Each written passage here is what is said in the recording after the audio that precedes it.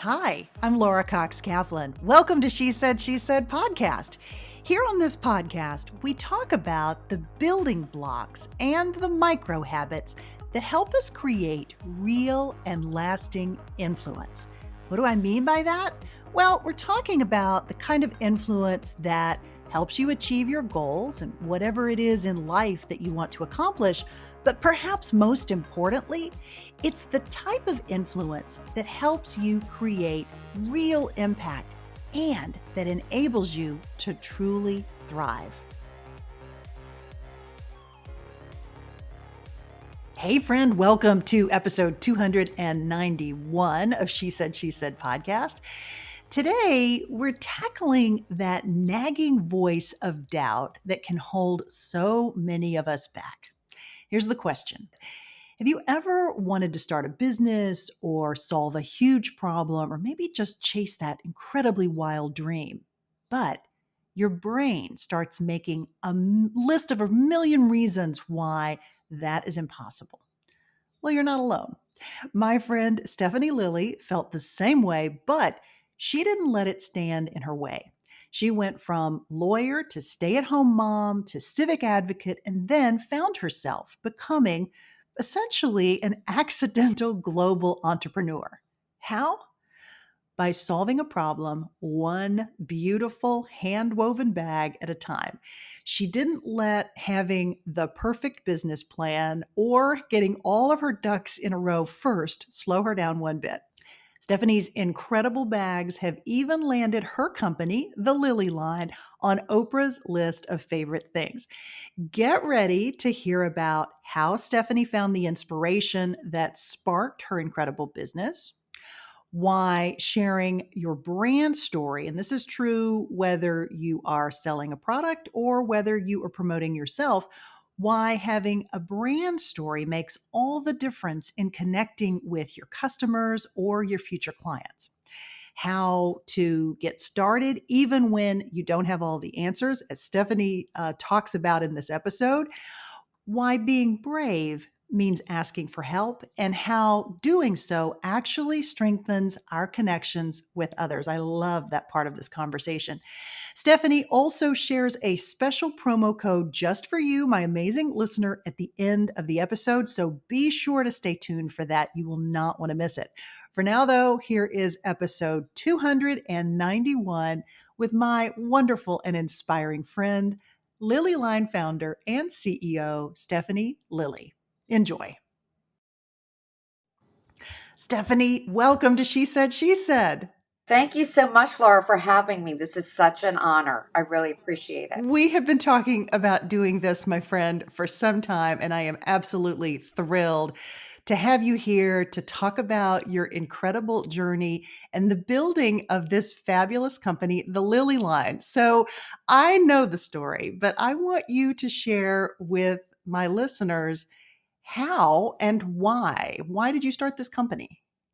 Well, it wasn't really a big long-term plan at all. It kind of fell into my lap because I became motivated by like circumstances. So a friend of mine gave me a couple of the bags. She's from El Salvador. And when she comes up here to visit, she always stops by and brings me something from her country. So everywhere I went, when I used the bag in the grocery or elsewhere, people always said, "Oh, that's such a cool bag. Oh, I love it." The people checking me out in line said, "Look, it has a flat bottom. It doesn't collapse. It has strong handles. It won't break in the parking lot." The people behind me in line at the grocery would say, "Oh, that brings joy to an everyday chore because it's so pretty." And so I was getting a lot of compliments. And then there was a lot going on at the border. There were these caravans, and when people were interviewed, they would say, "If only I had a job in my country, I would stay with my family." And I thought, gosh, that's, bad circumstance. And I can't change the world, but I could just change a couple lives, maybe even one. And so I asked my friend Guadalupe to go to the market and go to a stall and buy all their bags. Just buy them all, like 24 bags, and get them up to me, and I was going to sell them. Mm-hmm. So all of a sudden, I had 24 bags on my doorstep, and I said, "Woo, now what do I do? So I just packed them in the back of my car. I took a tablecloth, I threw it on the ground at a neighborhood farmer's market, and I tried it out. Uh-huh. And they were popular, and people really liked them. And so I stood at farmers markets for a year just selling the bags. But quite honestly, when it rains, when it snows, people are not interested in buying a bag. They want to get their salmon and their greens and their bread, and they want to get out of there. And I realized, oh, wait, this is no business plan. Like, I didn't have one before. So now I'm like, well, maybe I should get one. Yeah. And it's not going to be me standing at farmers markets every week. Yeah. So I sat back and I got this friend who's a beautiful graphic designer, and Lilley Tonker, and we sat down and created a website and realized that wholesaling was the way to get to a broader market. And so we created a kind of a showpiece website to shop around. I called two friends who were in the business and asked them some advice. And then we just started cold calling. Amazing. You did not have a background in retail necessarily. No. Maybe describe a little bit, Stephanie, of your journey up to this point and what you were doing before. So I was a lawyer and I was practicing law, and then I stayed home with my kids. And during that time, I did volunteer work, and my passion was education in the inner city here in DC. I just felt like all these kids were great kids, but they weren't getting a decent education. So I worked in charter schools. I was on the board of a couple charter schools, and then I even ran for office. And you were such a great supporter. I really appreciate that. And I ran for DC school board. I lost, but I feel like I did change some of the platforms of my opponents. For sure. Which was important, that they started focusing not on better testing in the privileged neighborhoods, but they started thinking more broadly about just making education better for everyone in our city. Mm-hmm. So anyway, so I did that, and I did some other projects for children of our city, and then this just happened. Like, this just came, and I didn't really have a plan. Like, I didn't plan to run for DC Board of Education either, but I kind of respond to where I see there's something that should be done, or I get passionate about something, and I just jump in. Yeah. Yeah. So that particular piece of your story, I think, is especially interesting and fascinating because a lot of times we can talk ourselves out of a really great idea by saying, I don't have the business plan. I didn't go to business school. I don't know anything about X. Whatever. You had an interest and a particular focus on a need that existed, and you just Yes. responded to what happened, which I think it's such an interesting way to get started. Let's talk about, though, the challenges of starting a business when you're literally starting from scratch and you're learning as you go. So if you were going to give advice to Wow. someone listening Yeah. who says, oh my gosh, this is such an inspiring story, and I see this problem in my community, and I would love to do something about that. What advice can you give her as you sort of look back on the journey that you've had so far in starting this business? Well, jumping in, I actually think is a great idea, because I've talked to people who have said to me, I've always had that dream. I've had that dream. Somebody said, I wanted to start a Guatemalan boot company because I lived in Guatemala and I know that they have the most beautiful boots. And I can't believe that you just did it. And then another woman who said she was in fashion and she wanted to start a bra company. And she has a business plan and she has an accountant and all of this stuff, but she just can't. She has a design. She just can't make that leap. And she was actually giving me advice and helping me, and she said, well, wait, it's really helpful to hear that you didn't wait for that right time. You just did it. And I will tell you, I've made so many mistakes, but the one thing that I do know is that when you are doing something like this, you're just jumping in, you have to make mistakes. It's better to just keep on moving forward and like have a fatal error. Like I've made fatal errors and I just put my head down, take like 10 deep breaths, maybe even wait a day, like feel sorry for myself for maybe a day, maybe a little less. And then I'm like, okay, we're going to resolve that. We'll find a way. So, I mean, this company has had at least 4 deaths and 4 resurrections. And that's really, I don't think that there are any startups like this that Yeah. don't. Whether you're experienced or not, you are going to have some fatal blows, fatal mistakes. And that you, I mean, I could have a an MBA, and I could have worked in fashion for 20 years and I would still be making mistakes that would almost kill the company and then rise again. So I wouldn't be afraid of that. Yeah. Like you just, I mean, and it's not like it doesn't feel devastating when it Sure. happens, but you just take those deep breaths and like, okay, we'll find a way, we'll find a solution, and then we move on. Can you give us an example of maybe one of the fatal mistakes that you're comfortable Oh, sharing? okay. We didn't This prepare one for this was in advance, so, Yes, that's okay. This one was pretty bad. I have like a fatal mistake and then I have a real cultural error that I Okay. made. Like two different Yeah. things that like you just get up and you keep on going. But so El Salvador has a lot of they have gang problems, as everyone knows.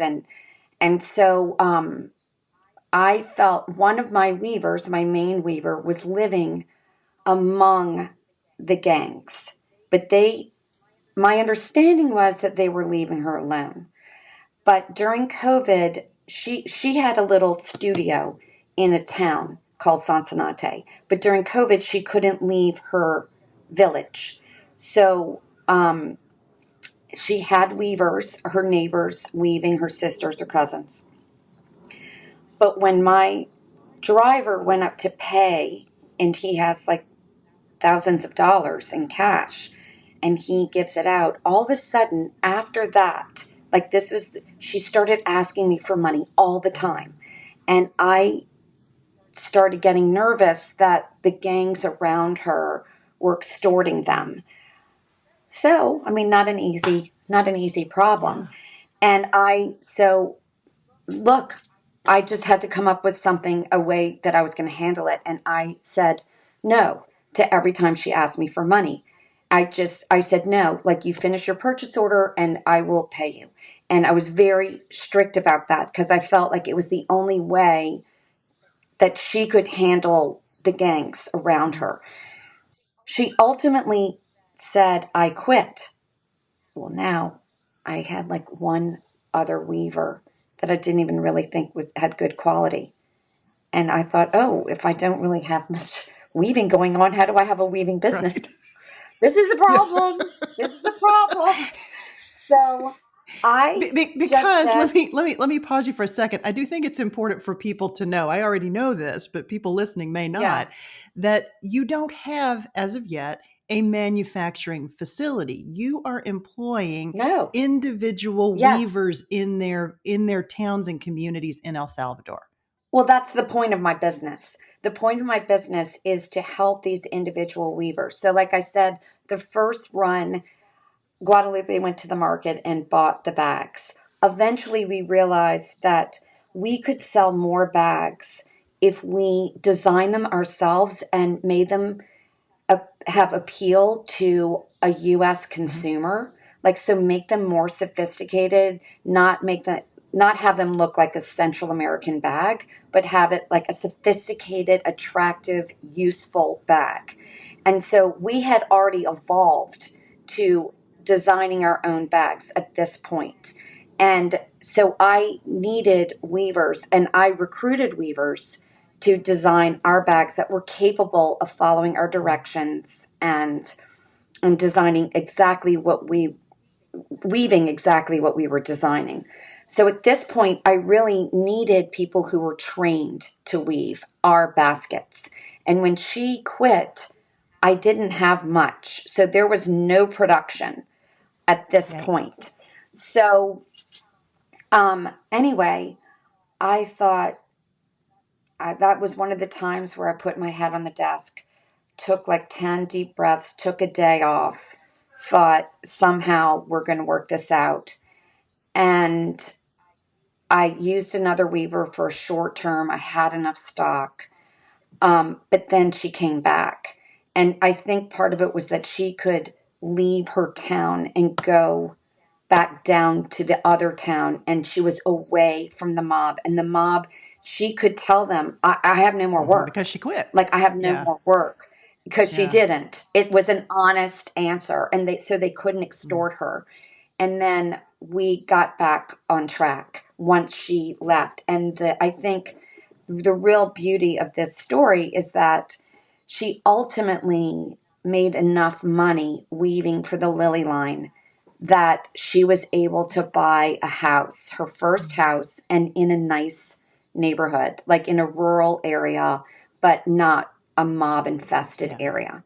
So she then invited me to her house, and it was just the most incredible day because it was it's corrugated aluminum side and corrugated aluminum Mhm. roof, dirt floor, no electricity, no plumbing, but she had raked the dirt from the gate to her house, and she stood there with so much Mm. pride to show me, look at my house, that I earned the money to buy my own house.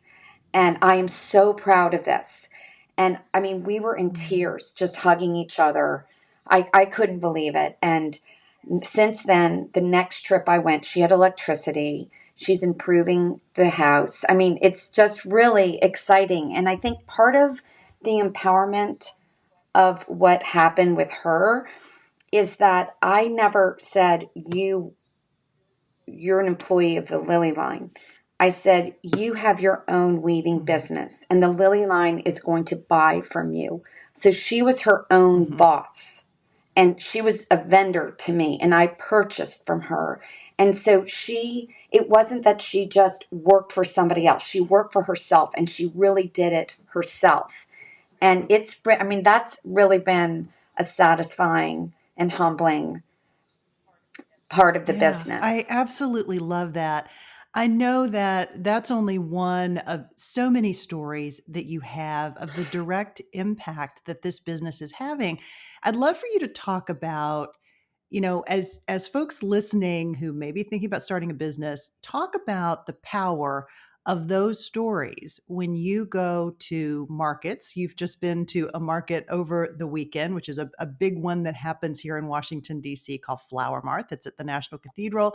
You stood out in the rain for a couple of days and loved every minute of it because you get to tell these stories. Yeah. Talk about the reaction that you get from customers or potential customers when they hear these stories. Well, I think right now, especially, but people want to have, we consume so much. Like we buy so many things day after day, especially women who are running households. You buy everything from the groceries to the furniture, I mean, rugs, bikes, clothes for your children, whatever. And so it makes, it brightens your day when your purchase actually is impacting someone else. Like it makes that purchase Mm. special. And when I tell the story and people are about to buy it, whether it's for themselves or a gift, it just gives it a little more meaning. I mean, my God, it's a plastic woven bag that you use to go to the grocery. Like, it's not, it's beautiful. And I think it makes you smile when you use it every day. But this makes it more special. Like, you're changing someone's life. I mean, actually, you really are. I'm not working with co ops, I'm working directly with people.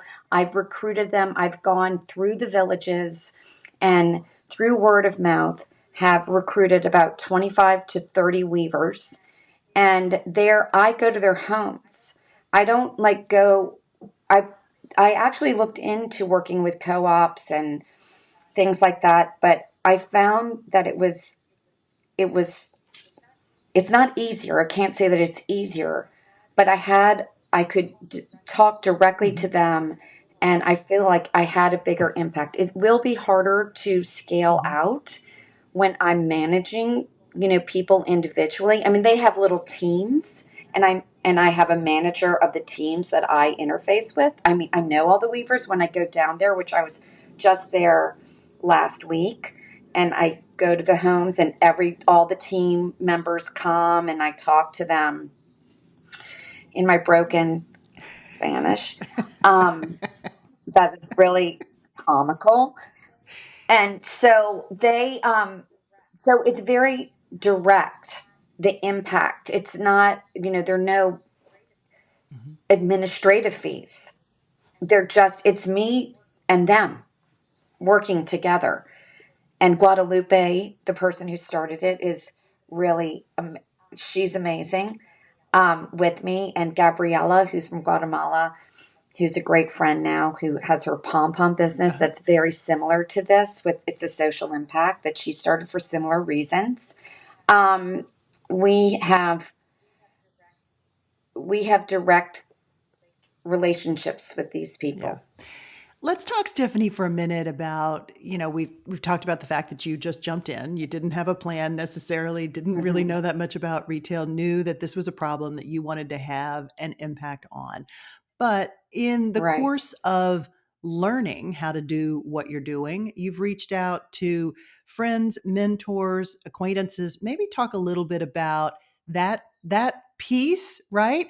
Because you're a big fan of something that, the fancy pants people call reverse mentoring. You just call it reaching out for help, but you talk to people that are younger than you, older than you, like anybody who's doing something that you're like, okay, I could learn something from her that would be beneficial in this business. Maybe talk a little bit about your philosophy behind reaching out for help because you're Well, fearless in that. first of all, I've got to thank my husband, because the last podcast I didn't even mention Hurt him. his feelings. And I I know. will say, there is an article that I read by Anne Marie Slaughter, I mean, a decade Hmm. ago in the Atlantic. And she said, I mean, the old adage is behind every great man is a great woman. And I think the reverse is true. Like, for For those of us who are if lucky, you are yes.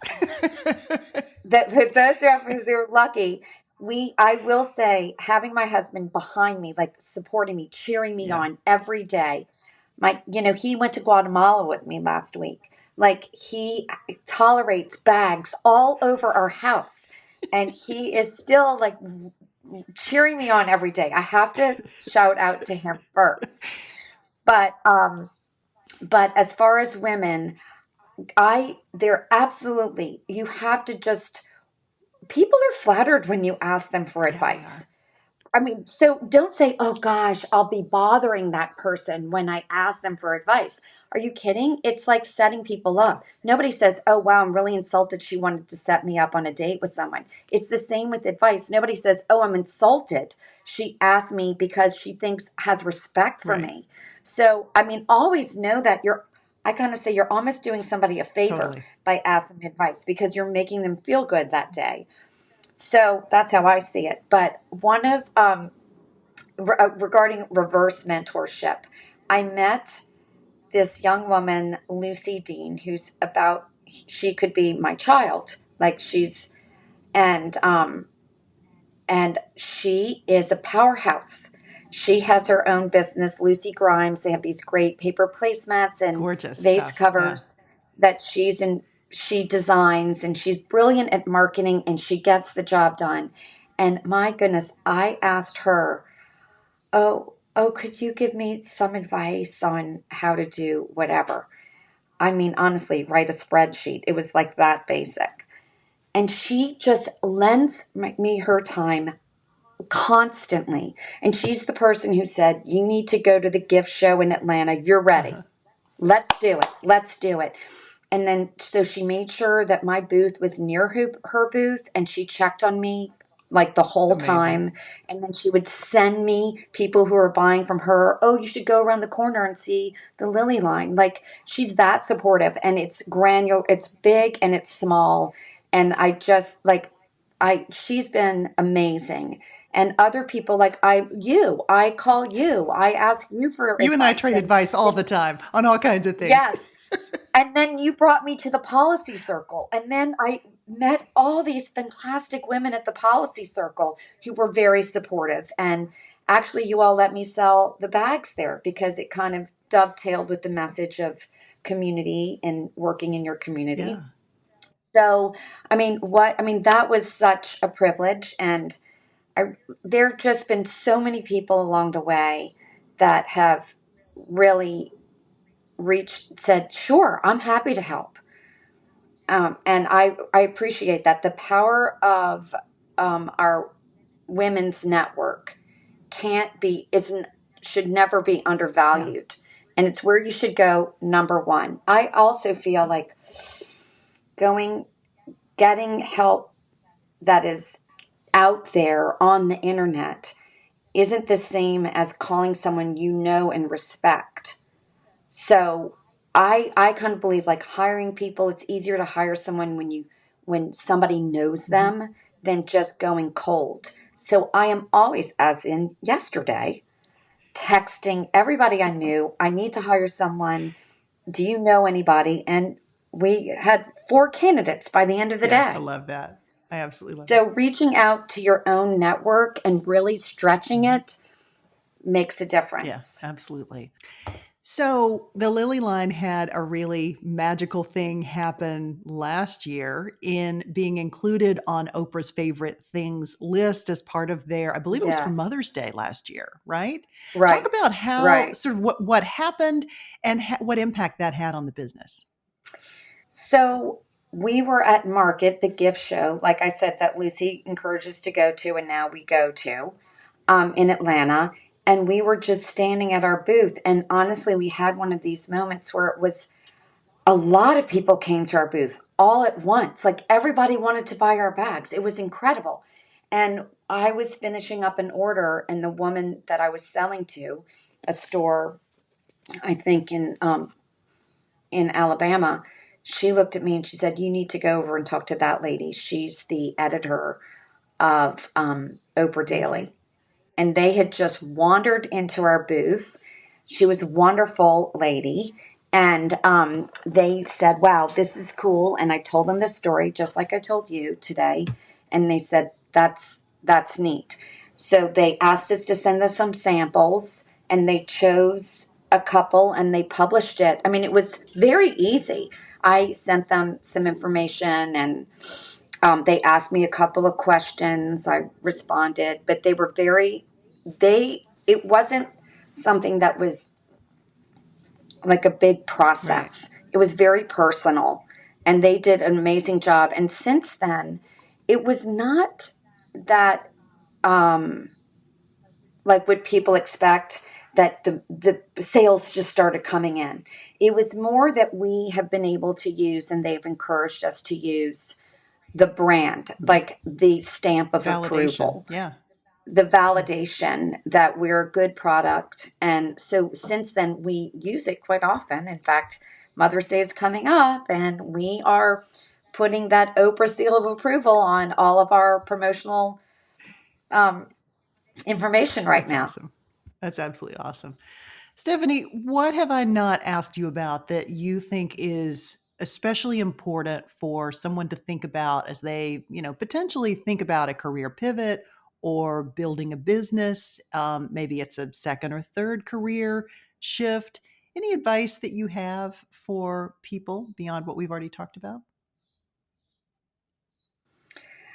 Well, I think I want to emphasize being fearless. And some people have asked me along the way, how did you do it? How did you believe in yourself Yeah. enough to make that leap? Like you're putting yourself out there, you're vulnerable, like you can fail. Like how did you overcome those fears? And and I think that's probably what holds people back the Hmm. most, that that fear of failing, and that fear of being judged, and as because you're kind of, it's about Right. you. When you just say, you call people cold, you're like, hey, will you buy this product or believe in what I'm offering you? And so you just can't, you can't think about that. Don't even give it a thought. Just say, it is what it is. I'm just going to go, I'm going to try. And that first call is Yeah. unnerving.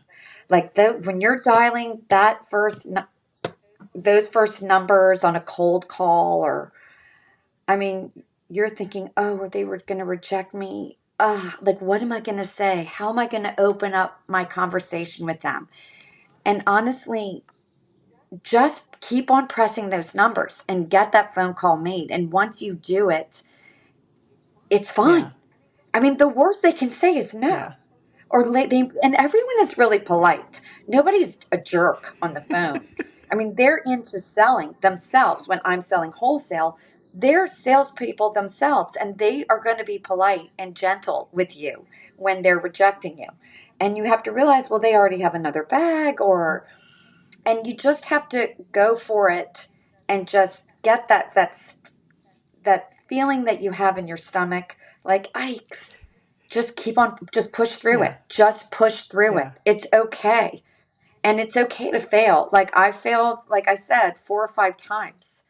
And then I'm like, And I think if you read about other companies that have been successful, they failed 4 times before they've made Mhm. it. So know that you're in good company when you fail. Yeah, you're an overnight success, X years in the making, or whatever the statement is, right? Yes. No one ever sees the struggle; they only see they only see the back end. I also think Right. too, I because am waiting. yeah, you're very purpose driven, right? You have a clear social mission. There are people who are relying on you for the success of this business. And I think too that must be very motivating as well. In helping you plow through those times when you want to put your head on the desk and be like, "Oh my God, how are we going to recover from this?" You you do, because you've got people depending on you. So it's motivating, and it's sometimes and it creates anxiety. Mm, Like I saw the founders of Tucker Nuck speak one time, and they said, somebody asked them this question, how do you keep it real? Like how do you not like get carried away and they said, well, at the end of the day, we look at each other and we're like, we're just selling clothes. Like at the end of the day, it's a dress. right. But I thought, yes, I'm going to have that attitude. And then I thought again, no, I can't have that attitude because I mean, people are depending on me for their livelihood. And so when I wake up in the morning and I am motivated to help them. I've not made a fortune, hardly. Um, Yet. and so it's not, oh, I'm making so much money. Like I'm not making, let's not talk about that. But I am motivated by helping these people, and it sometimes is overwhelming. Like how I feel a lot of pressure to succeed because I can't let them down. Yeah. I don't want to let them down. Yeah. People have let them down before, and I don't want it to be me. Yeah. Oh, such a beautiful story. I'm so proud of you for doing this. I mean, you and I obviously are close personal friends, as people can probably tell, but I'm so proud of you for taking the risk. It really is a brave thing that you're doing. So, and I Thank appreciate you. you joining me today.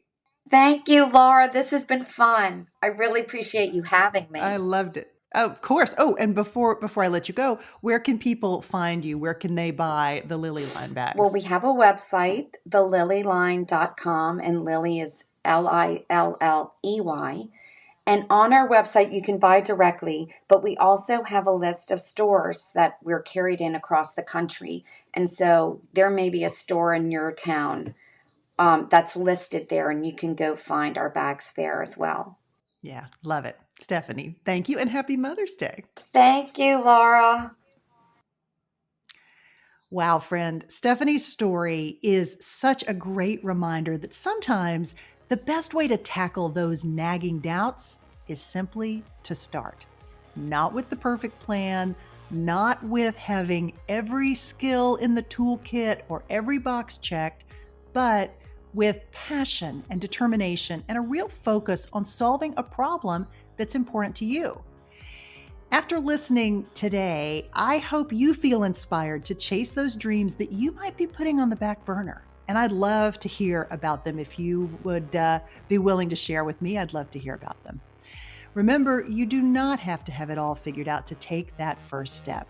And hey, if you need a little inspiration and a beautiful, practical, and functional bag that will be the envy of all of your friends, I have many of them in my closet, so trust me on this. Be sure to check out the Lilley Line, and don't forget to use the special promo code that Stephanie so generously shared with you. Just enter the words "she said" at checkout for a full 25% off your purchase from now until May 31st of 2024. Let me tell you, if you haven't picked up something nice for your mom or for an amazing woman in your life, this is the perfect gift. Finally, friend, if you enjoyed the episode today, please let me know. I love hearing from you, and I also love a good review. So please consider jumping on and giving me 5 stars, or shoot me an email. You'll find me at info@shesaid.media. Until next time, thanks for listening, and I'll talk to you again next week. And remember, She Said podcast is a weekly production of She Said Media.